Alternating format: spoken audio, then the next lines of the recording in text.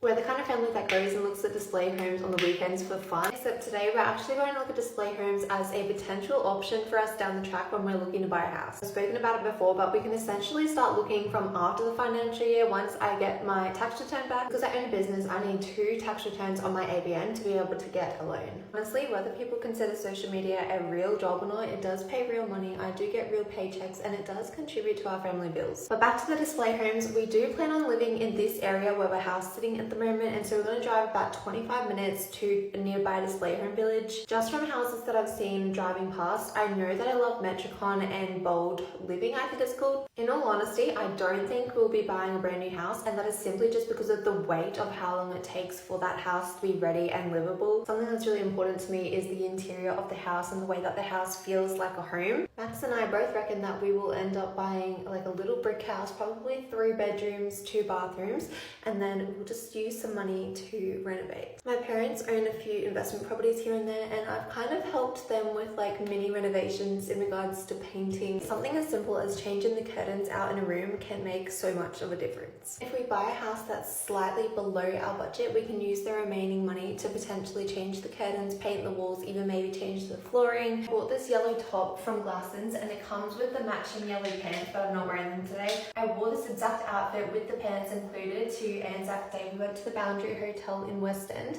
Anzac Day is the only day where it's legal in Australia to play the gambling game called 2-Up. If you haven't heard what 2-Up is before, people literally come with thousands of dollars of cash ready to gamble for the one day of the year that it's legal. Basically, someone in the middle has 3 coins, heads and tails. You throw them in the air, flip them, and whatever 2 of them lands on is who wins. If you say heads, you might bet $50, so you go like this, and there's a crowd of people that are all screaming out like heads, heads, and then other people will be like tails, tails. If you have $50, you need to find someone else who has $50. Then the coins are tossed, and if there's 2 of whatever it is, so 2 heads, then heads would win. So you'd get your 50 plus the other person's 50. I don't know if that makes sense, but basically it's double or nothing every time. Going out with Max on Anzac Day, it was our first time going out without Ollie since his diagnosis. I had my mum come and watch him.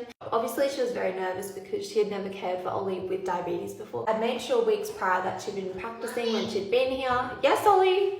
I'm actually just talking about you, buddy. Do you want to go see some fancy new homes? Yeah. Somebody wants lots of cuddles this morning. Yeah, for a minute there I kind of thought that we were back at square one, but everyone's been putting in a lot of effort to learn Ollie's new way of life, which is helping us out a lot. Anyway, we're off to go look at display homes, so I hope you guys have a wonderful weekend.